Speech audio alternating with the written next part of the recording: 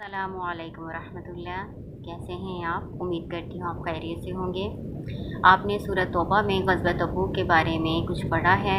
مختلف آیات میں غزوہ تبوک کے مختلف واقعات آپ نے پڑھے ہیں۔ میں نے یہ مختصر سی ویڈیو اس لیے تیار کی ہے تاکہ میں ضروری معلومات غزوہ تبوک کے بارے میں آپ کو مہیا کر سکوں۔ آپ اس کو پڑھ لیں گے، سمجھ لیں گے۔ میں نے لکھ کے آپ کے لیے ویڈیو بنائی ہے تاکہ آپ سنیں بھی اور ساتھ دیکھیں بھی، آپ کو یہ یاد رہے گا انشاءاللہ تعالی۔ شروع کرتے ہیں اللہ کے نام سے۔ اعوذ باللہ من الشیطان الرجیم، بسم اللہ الرحمن الرحیم۔ غزوہ تبوک، پہلے تو آپ یہ سمجھیں کہ تبوک کیا ہے۔ تبوک دراصل ایک جگہ کا نام ہے جو اردن اور سعودی عرب کے قریب ایک جگہ ہے۔ اس جگہ میں مسلمان روم کی عظیم سلطنت سے جہاد کرنے کے لیے اکٹھے ہوئے تھے اور یہاں پر 20 دن کے لیے قیام کیا تھا۔ اصل میں یہ غزوہ، یہ لڑائی، یہ جہاد ہوا نہیں تھا، تیاری کی گئی تھی اور 20 دن قیام کر کے پھر دوبارہ واپسی اختیار کر لی گئی تھی، کیونکہ اللہ تعالیٰ نے اپنے رسول صلی اللہ علیہ وآلہ وسلم اور مسلمانوں کا رعب رومیوں پر ڈال دیا تھا۔ ان کو مسلمانوں سے آگے لڑائی کرنے کی ہمت و جرأت ہی نہیں ہوئی تھی۔ ٹھیک ہے۔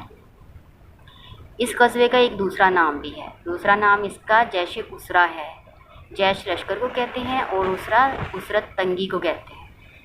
یہ جو غزوہ ہوا ہے نا، اس وقت نہایت تنگی کے، اسرت کے حالات تھے، اس لیے اس کا نام جیش اسرا بھی ہے۔ ٹھیک ہے۔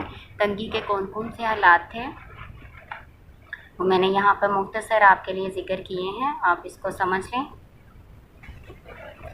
تو یہ وہ مشکلات ہیں جن کا ذکر کیا گیا ہے قرآن میں سورۃ توبہ کی آیات میں۔ نمبر 1، سفر بہت لمبا تھا، دور کا سفر کرنا تھا، 30 دن سفر میں رہنے تھے۔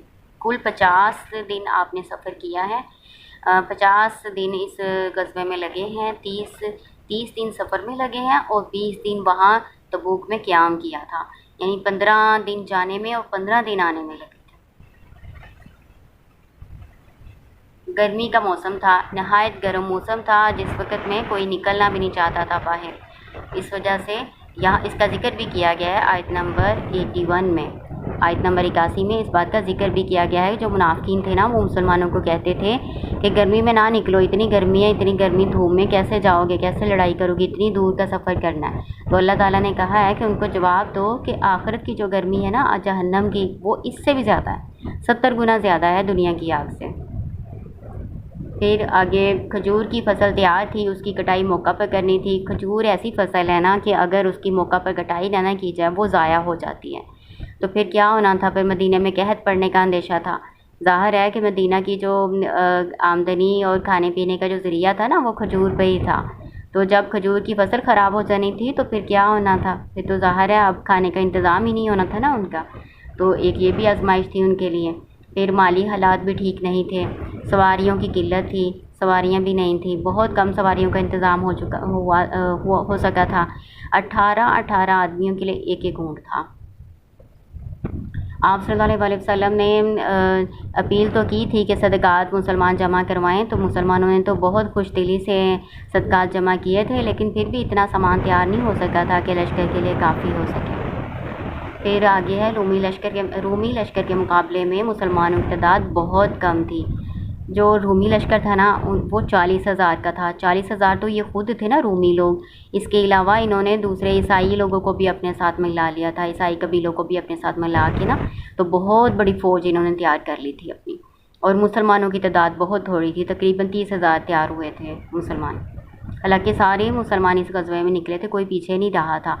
صرف 3 مسلمانوں کا ذکر ہے جو آپ نے سورۃ توبہ میں پڑھا ہے، وہ انشاءاللہ الگ سے ان کی ویڈیو بنا کے میں آپ کو بتاؤں گی۔ یہاں پہ ہم صرف غزوہ تبوک کو ڈسکس کریں گے انشاءاللہ تعالی۔ حالات و واقعات، یعنی اس جنگ کے کیا حالات و واقعات تھے، یہ کیسے یہ جنگ شروع ہوئی اور کیسے آپ صلی اللہ علیہ وسلم کو خبر پہنچی کہ جو رومی ہیں وہ مسلمانوں کے خلاف جنگ کی تیاریاں کر رہے ہیں، یہ میں نے یہاں پہ مختصر سا تھوڑا سا لکھا ہے۔ یہ روم اور غسان کی تیاریوں کی خبریں۔ ملک شام سے آنے جانے والے جو تجارتی قافلے تھے نا، ان کے ذریعے سے معلوم ہوا کہ ہرقل جو بادشاہ ہے نا روم کا، اس نے 40,000 سپاہیوں کا لشکر مسلمانوں کے مقابلے میں تیار کیا ہے، اور اس کے علاوہ اس نے عیسائی قبائل لخم و جذام کو بھی اپنے ساتھ ملا لیا ہے، اور ان کا ہر اول دستہ بلقاء کی جگہ پر پہنچ چکا ہے۔ یہ خبریں مسلمانوں کو ملی تھی، تو ان خبروں کی وجہ سے مدینہ میں مسلمانوں کو ہر وقت دشمن کے حملے کا کھٹکا لگا رہتا تھا، یعنی ان کو لگتا تھا کہ ابھی جو رومی ہیں وہ مسلمانوں پر مدینہ پر حملہ کر دیں گے، تو اس وجہ سے وہ خوف زدہ رہتے تھے۔ رومیوں سے اعلان جنگ کا اعلان۔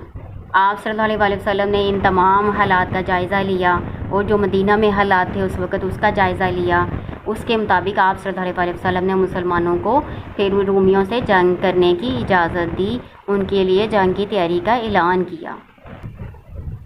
آپ صلی اللہ علیہ وسلم کا دستور مبارک یہ تھا کہ جب کسی غزوہ کا ارادہ فرماتے تو توریہ کرتے۔ توریہ کا مطلب یہ ہے کہ صاف طور پر نا یہ واضح کرتے کہ کس طرف جانا ہے، کہاں جہاد کرنا ہے، کس ملک کے خلاف کرنا ہے، اور کیا جنگی تیاریاں ہیں، تو یہ ساری نا پوشیدہ باتیں رکھتے تھے آپ صلی اللہ علیہ وسلم۔ لیکن اس جنگ میں آپ نے یہ انداز اختیار نہیں کیا، بلکہ آپ نے صاف صاف سب لوگوں کو بتا دیا تاکہ وہ اپنی تیاری اچھی طرح سے کر لیں۔ یہ پہلی جنگ تھی جس میں سب مسلمانوں کو کہا گیا تھا کہ وہ اس میں شرکت کریں گے، کوئی بھی مسلمان پیچھے نہیں رہے گا، تو چنانچہ آس پاس سے سارے مسلمان مدینہ میں جمع ہونا شروع ہو گئے، سوائے منافقین کے، کیونکہ منافقین اس غزوے سے پیچھے رہ گئے تھے۔ منافقین اس غزوے میں جانا نہیں چاہتے تھے، کیونکہ ان کو اس بات کا یقین تھا کہ اتنی بڑے لشکر سے مسلمانوں نے لڑنے جانا تو وہ واپس نہیں آئیں گے، اس لیے وہ اس جہاد میں جا ہی نہیں رہے تھے۔ جنگ کی تیاری، جیسے کہ میں آپ کو پہلے بتا چکی ہوں کہ یہ جو حالات تھے جس میں یہ غزوہ کرنا پڑا تھا، یہ نہایت تنگی والے حالات تھے، اس لیے آپ صلی اللہ علیہ وسلم نے مسلمانوں سے صدقات کی اپیل کی، تو مسلمانوں نے بڑھ چڑھ کر اس میں حصہ لیا، بڑھ چڑھ کے صدقات عطا کیے، جن میں حضرت ابو بکر صدیق، حضرت عمر رضی اللہ تعالیٰ عنہ، حضرت عثمان، حضرت عبد الرحمن بن عوف رضی اللہ تعالیٰ عنہ کے نام قابل ذکر ہیں۔ یہ ہم اپنی کتابوں میں بھی پہلے پڑھ چکے ہیں، اسکول والی کتابوں میں پڑھ چکے ہیں کہ حضرت ابو بکر صدیق رضی اللہ تعالیٰ نے اپنے گھر کا سارا سامان لا کے آپ صلی اللہ علیہ وسلم کی خدمت میں پیش کر دیا۔ جب آپ صلی اللہ علیہ وسلم نے ان سے پوچھا کہ ابو بکر رضی اللہ تعالیٰ عنہ آپ نے گھر والوں کے لیے کیا چھوڑا، تو انہوں نے کہا اللہ اور اس کا رسول۔ حضرت عمر رضی اللہ تعالیٰ عنہ اپنے گھر کا آدھا سامان لے آئے، تو آپ صلی اللہ علیہ وسلم نے ان سے بھی پوچھا، تو انہوں نے کہا اللہ کے رسول صلی اللہ علیہ وسلم آدھا میں اللہ کے راستے میں لے آیا ہوں اور آدھا اپنے گھر والوں کے لیے چھوڑ آیا ہوں۔ اس کے علاوہ حضرت عثمان رضی اللہ تعالیٰ عنہ نے، حضرت عبد الرحمن بن عوف رضی اللہ تعالیٰ عنہ، یہ مسلمانوں کے عمرہ میں شمار ہوتے تھے، انہوں نے بہت بڑی تعداد میں صدقات دیے۔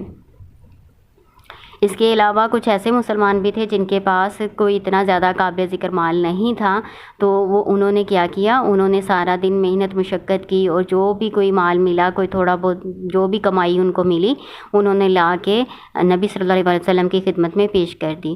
تو جو منافقین تھے نا وہ مذاق اڑاتے تھے، جو اللہ کے راستے میں زیادہ دیتے تھے، جیسے جو عمرہ مسلمان تھے وہ زیادہ خرچ کرتے تھے، اللہ کے راستے میں زیادہ صدقات دیتے تھے، تو ان کا مذاق اڑاتے تھے اور ان کو کہتے تھے کہ تم ریاکاری کرتے ہو، تم دکھاوے کے لیے مال لگاتے ہو۔ پھر جو کمزور تھے، جو غریب تھے، جن کے پاس مال نہیں تھا تو وہ اپنی محنت سے کما کے لاتے تھے، تو ان کا بھی مذاق اڑاتے تھے، ان کو کہتے تھے کہ دیکھو تم اتنی سی رقم لے کر آئے ہو یا اتنا سا مال لے کر آئے ہو اور اس سے تم روم کی سلطنت سے لڑائی کرنے جا رہے ہو، ان پر فتح پانے لگے ہو اتنا سا مال خرچ کر کے۔ تو اس طرح نا وہ دونوں کا مذاق اڑاتے تھے، دونوں کو باتیں کرتے تھے اور طعنے دیتے تھے۔ اس کا ذکر قرآن پاک کی سورۃ توبہ میں ذکر کیا گیا ہے اس بات کا۔ سورۃ توبہ کی آیت نمبر 79، آیت نمبر 79 میں اس کا ذکر کیا گیا ہے۔ تبوک کی طرف کوچ، یعنی تبوک کی طرف کوچ کرنا، نکلنا، جہاد کے لیے نکلنا۔ رسول اللہ صلی اللہ علیہ وسلم نے حضرت محمد بن مسلمہ رضی اللہ تعالیٰ عنہ کو مدینہ کا گورنر مقرر کیا اور حضرت علی رضی اللہ تعالیٰ عنہ کو مدینہ میں چھوڑا۔ نبی صلی اللہ علیہ وسلم نے حضرت علی رضی اللہ تعالیٰ عنہ کو مدینہ میں کیوں چھوڑا تھا؟ اس لیے تاکہ حضرت علی رضی اللہ تعالیٰ عنہ مدینہ میں رہنے والے آپ صلی اللہ علیہ وسلم کے اہل و عیال، مسلمانوں کی عورتوں اور بچوں کا خیال کریں۔ مدینہ کی کمانڈ حضرت علی رضی اللہ تعالیٰ عنہ کے ہاتھ میں سونپی اور وہاں سے کوچ کیا۔ حضرت علی رضی اللہ تعالیٰ عنہ نے آپ صلی اللہ علیہ وسلم سے کہا کہ وہ جانا چاہتے ہیں، وہ جہاد میں حصہ لینا چاہتے ہیں، تو آپ صلی اللہ علیہ وسلم نے ان کو الفاظ کہے جو آپ صلی اللہ علیہ وسلم کی شان میں اضافہ کرتے ہیں۔ وہ کیا تھے؟ آپ صلی اللہ علیہ وسلم نے فرمایا حضرت علی رضی اللہ تعالیٰ عنہ سے، کیا تم اس بات پر راضی نہیں ہو کہ تمہیں مجھ سے وہی نسبت ہو جو ہارون علیہ السلام کو موسیٰ علیہ السلام سے تھی؟ البتہ میرے بعد کوئی نبی نہیں۔ یعنی جس طرح موسیٰ علیہ السلام گئے تھے کوہ طور پر تو رات لینے کے لیے، تو اپنے پیچھے اپنے بھائی ہارون علیہ السلام کو اپنا جانشین مقرر کر گئے تھے، اسی طرح آپ صلی اللہ علیہ وسلم کہہ رہے ہیں کہ میں تمہیں حضرت علی رضی اللہ تعالیٰ عنہ کو مدینہ میں اپنا جانشین مقرر کر کے جا رہا ہوں۔ چنانچہ آپ نے شوال 9 ہجری جمعرات کا دن 3000 کا لشکر لے کر مدینہ سے روانگی اختیار کی۔ یہ میں آپ کو بتا چکی ہوں کہ 18 آدمیوں کے لیے ایک ایک اونٹ ہوتا تھا جس پر سارے باری باری سوار ہوتے تھے۔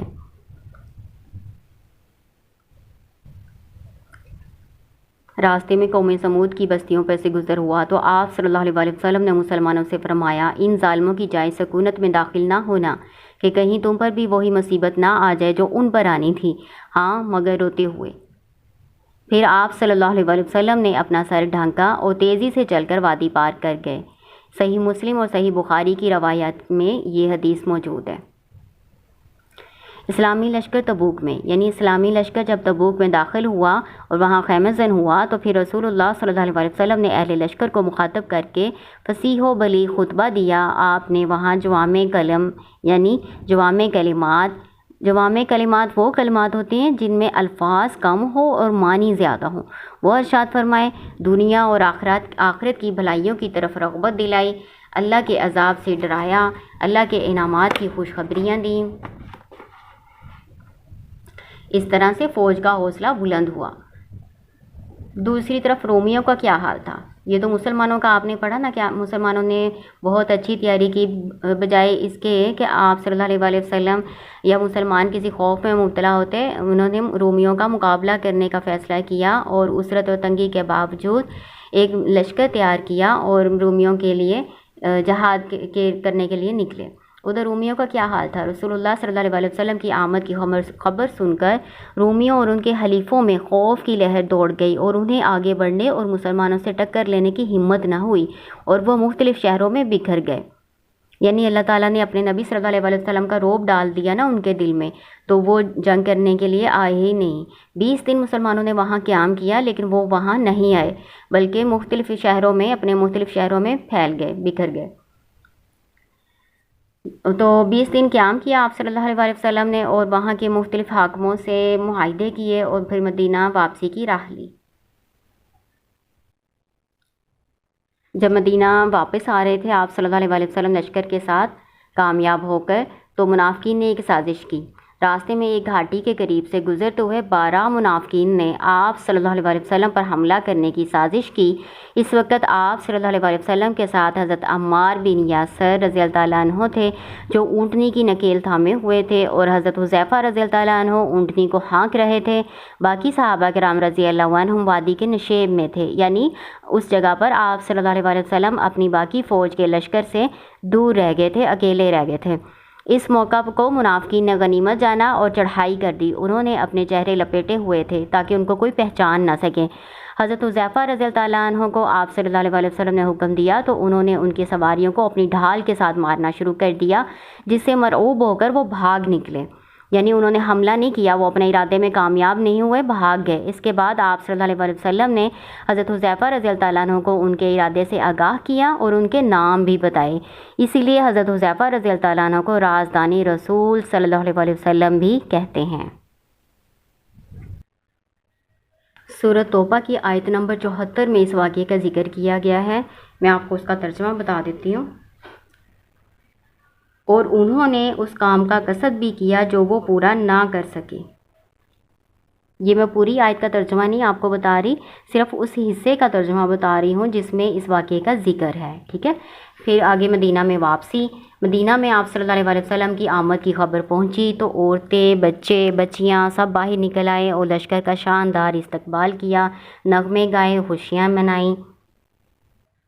اور منافقین کو تو آپ کو پتہ ہے نا، ان کو تو امید ہی نہیں تھی کہ مسلمان لوٹ کر واپس آئیں گے، تو ان کو تو اس سے افسوس ہی ہوا۔ پھر وہ آ کے نبی صلی اللہ علیہ وسلم سے جھوٹے بہانے کرنے لگے، جھوٹے عذر پیش کرنے لگے کہ اس وجہ سے میں نہیں آ سکا، اس وجہ سے میں نہیں غزوہ تبوک میں شامل ہو سکا۔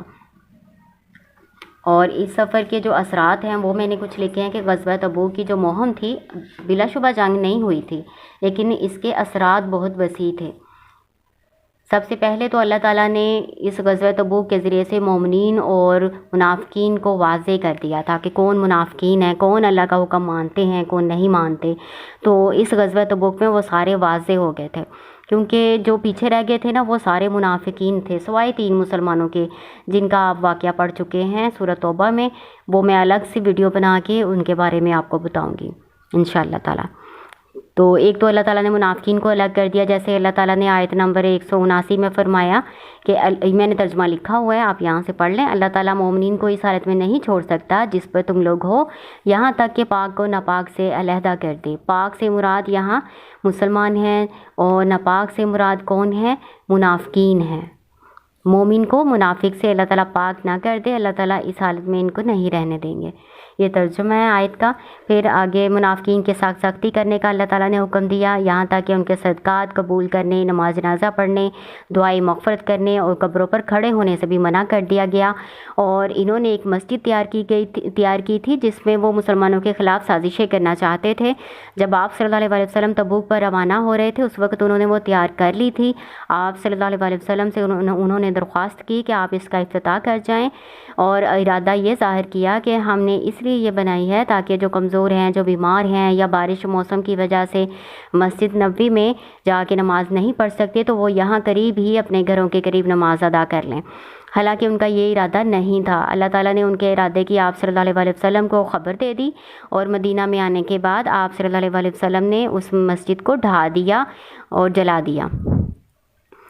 اور غزوہ تبوک کی مہم سے کافروں و منافقوں پر اسلام اور مسلمانوں کی دھاک بیٹھ گئی۔ جو قبائل اب تک روم کے ساتھ ملے ہوئے تھے، روم ایک بڑی عظیم سلطنت تھی نا، اور ایک بڑی طاقت تھی، تو جو ابھی تک روم کے ساتھ ملے ہوئے تھے نا وہ مسلمانوں کی سرپرستی میں آ گئے۔ یا تو انہوں نے اسلام قبول کر لیا یا مسلمانوں کو ٹیکس دے کے مسلمانوں کی سرپرستی میں آ گئے۔